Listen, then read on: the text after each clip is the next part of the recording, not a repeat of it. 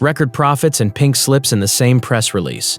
That's the story nobody wants to say out loud, but it's happening on Wall Street and in Silicon Valley right now. And if you've got a job in this country, you need to hear this before your Monday morning meeting. Picture this. A company posts its best quarter in history, the stock pops, the CEO smiles on CNBC, and that very same week, thousands of people get an email telling them not to bother badging in tomorrow. That's not a recession. Recessions come with shrinking revenue, falling demand, empty order books. This is the opposite. The money is pouring in, and the jobs are pouring out anyway. I'm Kunal, the guy behind Failed Finance, and I've spent months digging through layoff filings, earnings calls, and government data to figure out what's really going on, because the headlines are lying to you in both directions. Some are screaming that AI is the apocalypse, others are telling you it's all hype. The truth sits in the middle, and that middle is where your paycheck lives. Let me hit you with the number that started me down this rabbit hole. According to the report, artificial intelligence led all reasons for job cuts, with 101,743 in this year's first half, representing 23% of all cuts. The proportion rose to 31% in June. Sit with that for a second. Over 100,000 American jobs gone in 6 months, with AI named as the reason. And not by some doom and gloom blogger, but by the companies themselves in their own announcements. And here's the part that should make the hair on your neck stand up. Artificial intelligence has become the leading stated reason for U.S. job cuts for 4 consecutive months, a streak with no precedent in outplacement data. While AI was explicitly cited in 101,743 of all U.S. layoff announcements this year, and the back-to-back months in which AI ranked as the leading stated reason for layoffs marks a structural shift that challengers' own data, which began tracking AI as a distinct cut reason in 2023, has not recorded before. 4 straight months at number 1. That's not a blip. That's not a bad quarter. That's a new normal quietly installing itself while most people are arguing about whether ChatGPT can write a poem. Now, before we go further, let me be straight with you the way I'd be straight with a friend over coffee. Nothing I'm about to share is personalized financial advice. I don't know your bills, your family, or your risk tolerance, so treat this as one guy's research and a starting point for your own thinking, not a prescription. Cool? Good. Now let's talk about the paradox, because this is the piece that makes people's brains short-circuit. How do you fire thousands of people while making more money than ever? The answer is that these companies aren't cutting because they're broke. They're cutting because they've found something cheaper than you. The Challenger data crystallizes what analysts have called the defining paradox of 2026's technology labor market. The same companies eliminating tens of thousands of roles are simultaneously committing to the largest capital investment cycle in the industry's history. Amazon, Microsoft, Alphabet, and Meta have collectively guided 2026 capital expenditure to an estimated $700 billion, nearly double their combined 2025 actual spend, with the bulk directed at AI data centers, custom silicon, and inference infrastructure. Read that again. $700 billion. That's not being spent on hiring people. That's being spent on the machines meant to replace the work people used to do. The budget didn't disappear. It just moved from payroll to processors. And I want you to really feel the whiplash of the next fact, because it's the single clearest picture of what's happening. Meta reported first quarter 2026 revenue of $56.3 billion, up 33% year over year, then executed 8,000 layoffs in May, while raising its 2026 capex guidance to $115–145 billion. Revenue up a third. 8,000 people out the door. Spending on AI infrastructure cranked up to as much as $145 billion. That's the whole movie in one sentence. And Meta's not alone. Meta began notifying roughly 8,000 employees of layoffs, equivalent to about 10% of its workforce, and on the same week, Intuit unveiled plans to cut 17% of its global staff, or about 3,000 workers. Intuit, the TurboTax and QuickBooks company, the one that literally handles millions of Americans' taxes and small business books. is letting 17% of its staff go, or about 3,000 people, as it seeks to divert resources toward baking AI into its products. And they didn't do it because they were bleeding money. Here's the twist. Despite the workforce reduction, Intuit raised its full-year revenue guidance to $21.34 billion to $21.37 billion, signaling 13% to 14% growth. Growing revenue, shrinking staff. Same story, different logo.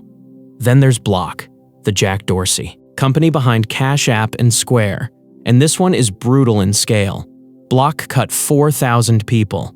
Roughly 4,000 jobs erased at a single fintech player. And when you line these up next to each other, Meta, Intuit, Block, plus Oracle cutting tens of thousands more, and Salesforce shedding roughly 4,000 customer service roles after the CEO said on a podcast that he needs less heads.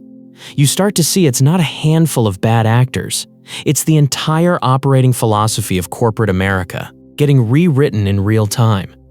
Now, I know what some of you are thinking, and honestly, I want you to think it, because I thought it too.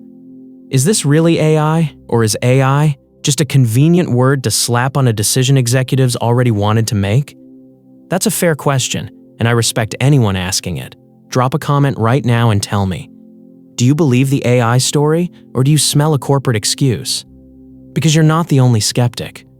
OpenAI CEO Sam Altman acknowledged the gap, saying, "Almost every company that does layoffs is blaming AI, whether or not it really is about AI." His framing, which he labeled AI washing, captures a dynamic Deutsche Bank analyst had predicted in January. Think about how wild that is. The guy running the biggest AI company on Earth is telling you that some of these AI-blamed layoffs aren't actually about AI. And it gets sharper. Mark Andreessen argued that companies are using AI as a silver bullet excuse for correcting pandemic-era overhiring, which he estimated left many large tech firms overstaffed by 25% to 75%. So part of what you're seeing is real automation, and part of it is companies unwinding the crazy hiring binge of 2021 and 2022 while pointing at a robot so they don't look like the bad guy. Both things are true at once, and pretending it's only one or the other is how you get fooled. But, and this is the part I need you to lock in, from where you sit, in your cubicle or your home office or your delivery route, the reason on the paperwork doesn't matter. Whether they call it AI, restructuring, or cost discipline, the desk is still empty and the person who sat there is still job hunting. That's why I want to walk you through the data that actually predicts who's next, because this is where it stops being a news story and starts being your story. Let's talk about what Gallup found, because this flipped my entire understanding of the risk. Everyone assumes the people who get replaced by AI are the ones already using AI, the tech-savvy folks. It's the exact opposite. American workers who never use artificial intelligence may be more likely to be laid off than those who use it more regularly. Gallup research found that 62% of workers who have been laid off were non-users of AI who used it once per year or less, while only 50% of currently employed workers were non-users. Let that sink in. The people getting cut aren't the ones who leaned into the technology. They're the ones who ignored it. And in tech specifically, the gap is savage. The predicted likelihood of being laid off is 6% for those who use AI at least monthly versus 18% for less frequent users. 3 times the risk. Same skills, same resume, same years of experience. The difference is whether you made AI part of how you work. And here's the twist inside the twist, the thing almost nobody reports correctly. When laid-off workers were asked, in their own words, why they lost their jobs, only 1% mentioned AI or automation as the primary reason. 1%. So the workers themselves don't feel like a robot took their job. They were told it was restructuring, cost-cutting, a role being eliminated. As Gallup researchers put it, the clearest AI-related finding is not that AI is eliminating jobs outright, but that workers who use AI at least monthly appear more insulated from layoffs than those who do not. Because almost nobody gets a layoff notice that says AI replaced you and AI's influence on those decisions is real and documented even when no one says the word out loud. That's the quiet killer here. It's not a robot walking up to your desk. It's a spreadsheet in a conference room you'll never see, where someone decides your role can be absorbed by a tool plus a person who already knows how to use it. Which brings me to the warning that should be on every American's radar right now, and it's the one that hits closest to home for anyone in the money business. Everyone's been staring at tech, but the man whose firm tracks this stuff for a living is already pointing at the next domino. It's certainly making an impact as we speak in a way that no technology has before, said John Challenger, Chief Executive Officer at Challenger, Gray, and Christmas. His firm found almost 102,000 announced job cuts attributed to AI so far this year.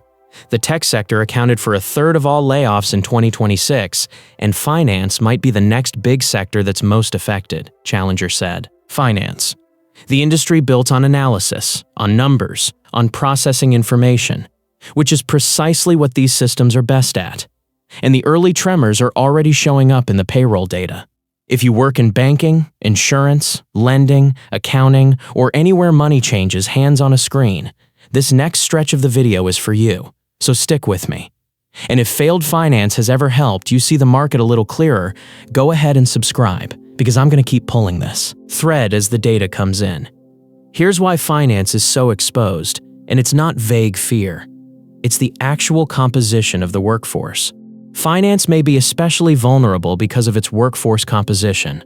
Office and administrative support occupations, including customer service representatives, bank tellers, and insurance claims processors, account for about a quarter of employment in financial activities, and a tracker developed by the California Policy Lab found finance and insurance had the highest concentration of unemployment claims coming from workers in highly AI-exposed occupations. A quarter of the industry sits in exactly the kind of role these tools are designed to automate first. And this isn't a someday maybe forecast. The bleed has already started, quietly, month after month. The financial and information sectors are shedding jobs at a steady clip that most people haven't noticed because there's no single dramatic headline, just a slow, relentless drip that adds up to tens of thousands of families every few months. And if you want a face to put on that statistic instead of a number, here's one that stuck with me. Bill Matante, a software engineer, is struggling to find employment after being laid off by Citigroup. Back in March 2025, it took him just 6 weeks to land the job at Citigroup after losing a previous one at JP Morgan. But this time he began interviewing 6 months ago, anticipating layoffs, and has gone through multiple interview processes without getting an offer. Same guy, same skills, same industry. 2 years ago, the market caught him in 6 weeks. Now it's 6 months and counting.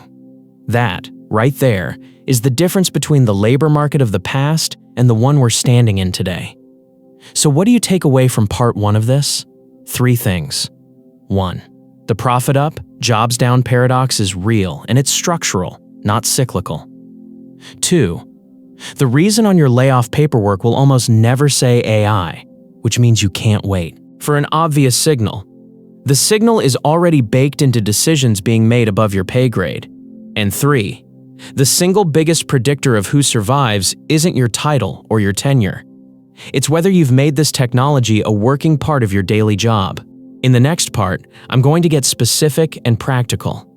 The exact moves I'd make if I were sitting in a vulnerable seat right now, how to read the warning signs inside your own company before the email lands, what Warren Buffett's most expensive mistake teaches us about this exact moment, and the concrete steps that separate the people who get insulated from the people who get eliminated. And I genuinely want to hear from you before we get there, so tell me in the comments. Which industry do you work in, and are you already seeing this play out around you, or does your workplace still feel untouched? Your answer might be the exact data point someone else scrolling this needs to see, so let's get into the part that actually changes outcomes, because knowing the storm is coming means nothing if you don't reinforce the house. And I want to start with a story that has nothing to do with AI on the surface, but everything to do with it underneath, because the man at the center of it is the greatest investor who ever lived, and his single most expensive lesson is the exact mistake most workers are about to make right now.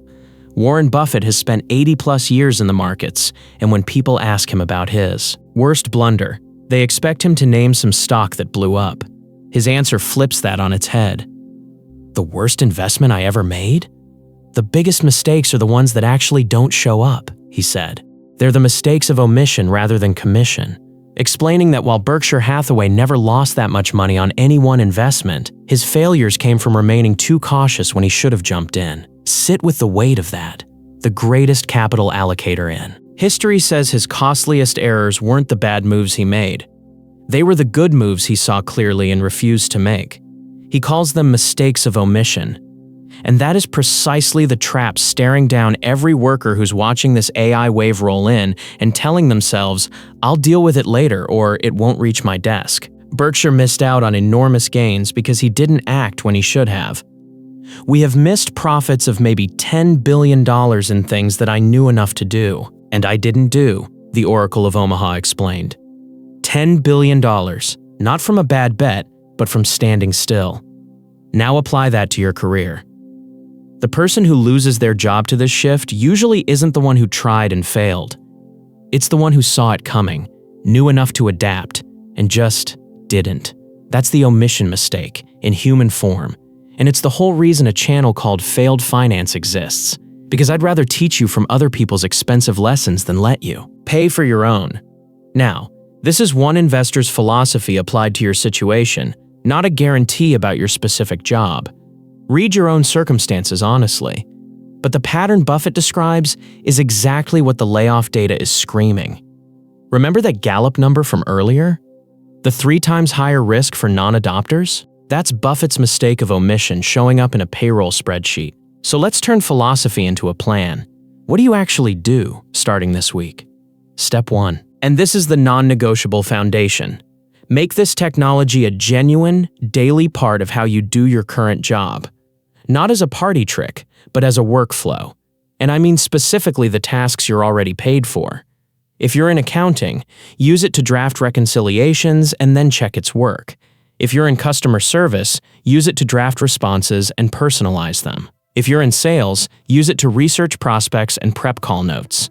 The point isn't to become an AI expert, it's to become the person in your department who visibly, measurably gets more done because they've learned to direct these tools. One thing that is clear is that AI is changing work and the workforce. Workers will need to be more strategic as they lead AI-powered agents that handle increasingly complex tasks. Read that word, lead. Not compete with, not hide from, lead. The jobs that survive are the ones where a human is steering the tool, and the way you become that human is by starting now, at your own desk, on your own tasks, before anyone asks you to. Step 2. Learn to read your own company like an analyst reads a balance sheet, because the warning signs are almost always there months before the announcement. When you hear leadership talk about reducing complexity, flattening layers, reallocating budget toward new capabilities, or becoming leaner and more focused, those aren't neutral corporate phrases. That's the exact vocabulary that shows up right before the cuts. Look at how Intuit framed its own reduction. The memo by the CEO said the layoffs are meant to reduce complexity by simplifying the company's corporate structure and help it focus on AI efforts.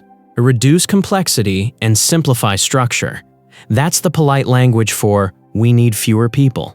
And here's a nuance I want you to hold on to, because it protects you from panic and from denial at the same time. Not every company blaming AI is being honest, and not every company denying AI is being honest either. Look at the split from the exact same week in May. Compare Meta to Intuit, which cut 17% of its own workforce the same week and had its CEO flatly deny AI had anything to do with it. And the 2026 layoff wave looks less like proof agents or production ready, and more like cost discipline wearing an AI label. And then the kicker, 2 months later. In July, Meta's CEO Mark Zuckerberg told staff the agentic AI progress behind that bet hasn't really accelerated the way the company expected. So the biggest AI spender on the planet admitted the technology isn't even doing what they claimed when they made the cuts. What does that tell you? It tells you the layoffs are running ahead of the actual capability. Companies are cutting on the promise of AI, not the proven delivery of it. And that's actually good news for you, because it means there's a window. The tools aren't as ready as the headlines suggest, which means the human who learns to work alongside them is more valuable right now, not less. Barclays put the real motive plainly.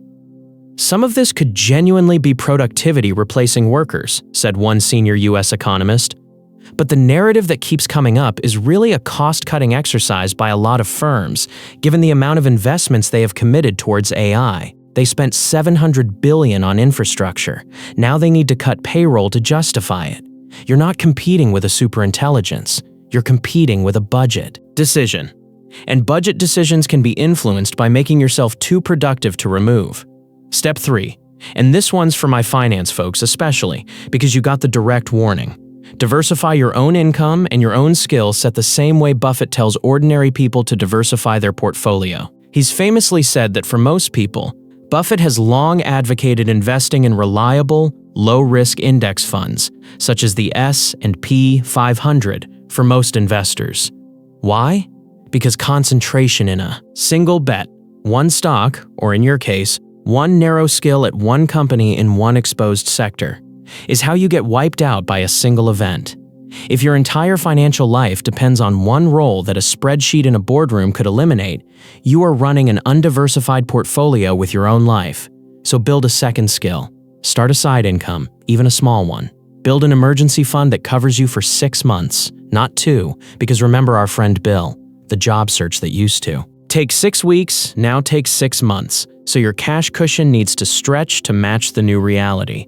If you don't have that buffer yet, that's not a reason to feel behind. It's your single most important project starting today. Step 4. Become genuinely hard to replace by moving toward the parts of your job a machine can't touch. These tools are extraordinary at processing, drafting, summarizing, and pattern matching. They are still weak at judgment under ambiguity, at building real trust with a client, at reading a room, at owning a decision when the data is incomplete and someone has to be accountable. The research backs this exact split.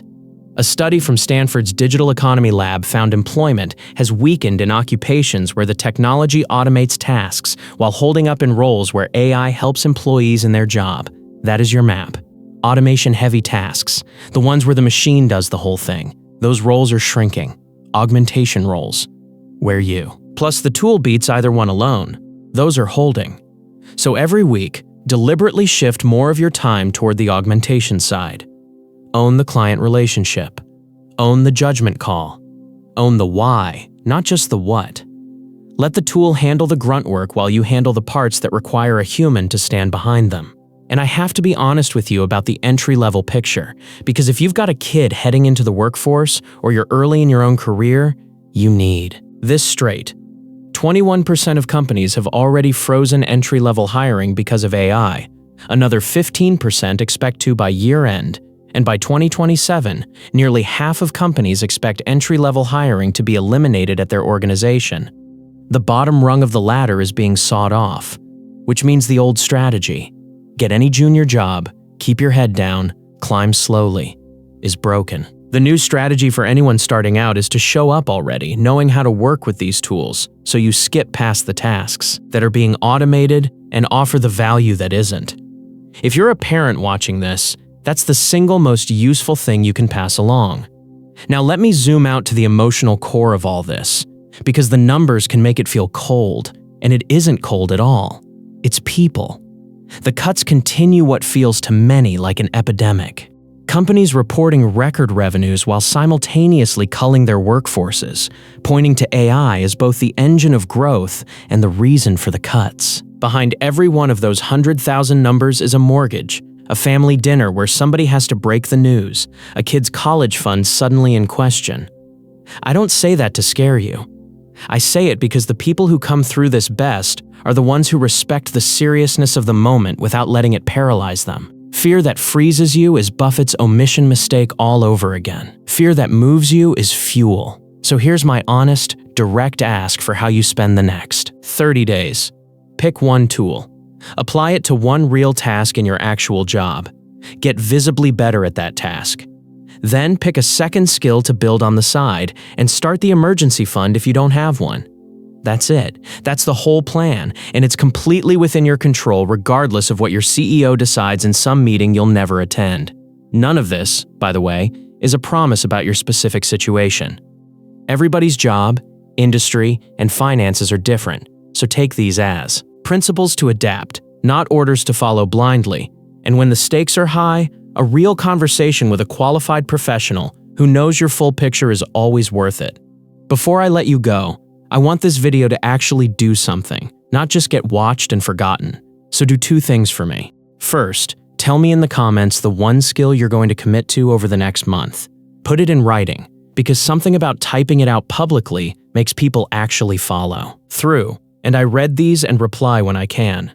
Second, if this gave you a clearer, calmer way to think about a genuinely scary headline, share it with one person you know who's in an exposed role. A friend in banking, a cousin in tech, a parent worried about their job. That one share might be the nudge that gets somebody to start adapting before the email lands instead of after. And if you want to keep thinking about money and markets in a way that respects your intelligence and doesn't just chase panic clicks, that's the whole reason Failed Finance is here. So stick around, because the story of AI and the American paycheck is just getting started. And I'd rather walk through it with you ahead of the curve than explain it after the damage is done. The company's made their move. $700 billion says they're serious. The only question left is whether you make yours. Because in a market like this one, the most expensive thing you can do is nothing at all.